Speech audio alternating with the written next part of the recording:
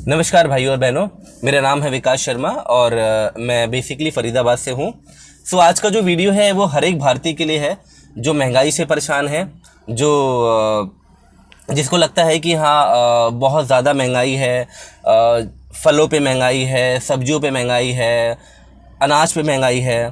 तो इन सब चीज़ों के लिए हम बहुत हद तक जो है सरकार को ज़िम्मेदार मानते हैं। ठीक है, तो कुछ हद तक सरकार जिम्मेदार है, लेकिन उसके लिए और भी लोग जिम्मेदार हैं महंगाई बढ़ाने के लिए।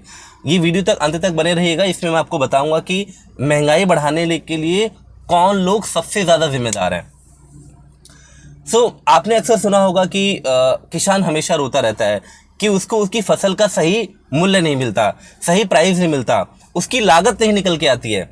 तो ये सारी चीज़ें जो है किसान को सबसे ज़्यादा परेशान करती हैं। और आपने देखा होगा इसी चक्कर में कई सारे हमारे किसान भाई लोग क्या हैं, आत्महत्या करते हैं और अपनी फसल की लागत ना आने की वजह से वो बैंकों से ब्याज लेते हैं, जिसको टाइम पे नहीं भर पाते हैं, जिससे कई बार उनके उन्हें अपनी ज़मीन से भी हाथ धोना पड़ता है।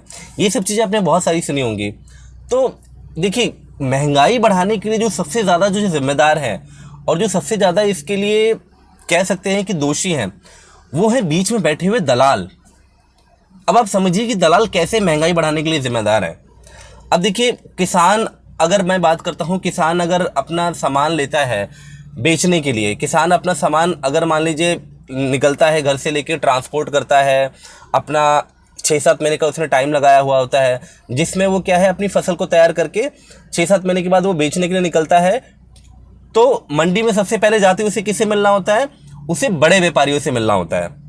और बड़े व्यापारी क्या है कि उसको जो मूल्य उसका देते हैं वो अपनी सहूलियत के हिसाब से देते हैं। अब फॉर एग्जांपल अगर मैं बात करूं, आज की बात करूं, जैसे भी गर्मी आ रही है तो गर्मी में लोग सबसे ज़्यादा जो है तरबूज का सेवन करते हैं। अगर हम फलों में बात करें तो स्पेशली मिडिल क्लास में बहुत ज़्यादा यूज़ है और सभी लोग मेरे ख्याल से यूज़ करते हैं। तो अब तरबूज का जो असली मूल्य है जो किसान को मिलता है, वो किसान का मूल्य अगर आप देखेंगे तो उसको मुश्किल से 5 या 6 रुपये मिलता है। मंडी में आड़ती तक आते आते वो प्राइस कितना हो जाता है? वो सीधा डबल हो जाता है। मंडी में आड़ती आते आते तक वो सीधा प्राइस डबल हो जाता है। फिर उसके बाद से वो अपने आड़ती चार्जेस, पता नहीं क्या क्या चार्जेस, ये सारे चार्जेस लगा देते हैं, जिससे कि किसान अपनी फसल को आधे रेट पे ही बेचता है। उसके बाद जो बीच का मुनाफा होता है वो ये दलाल खा जाते हैं। उसके बाद जो छोटे फेरी वाले होते हैं, जो जाके मंडी से सामान खरीदते हैं, तो छोटे फेरी वाले क्या करते हैं, अगर मान लीजिए उन्होंने ये 12 रुपए में अगर ये तरबूज को खरीदा है, तो फिर वो आगे ग्राहक से जाते जाते उसे 20 या 25 रुपए में बेचते हैं। तो आप समझिए किस तरीके से ये खेल चल रहा है पूरा। किसान को तो उसकी लागत का मूल्य कितना मिल रहा है? किसान को उसकी लागत का मूल्य मिल रहा है 5 या 6 रुपए, बट ग्राहक तक आते आते वही उसकी चीज 20 से 25 रुपए हो जाती है। तो बीच का जो सारा पैसा है, बीच का सारा पैसा ये हमारे दलाल खाते हैं। तो अगर सरकार को कोई इस तरीके का एक प्रोविज़न लाना चाहिए कि किसान डायरेक्टली जो अपनी फसल है वो मंडी में ले जाके बेच सके।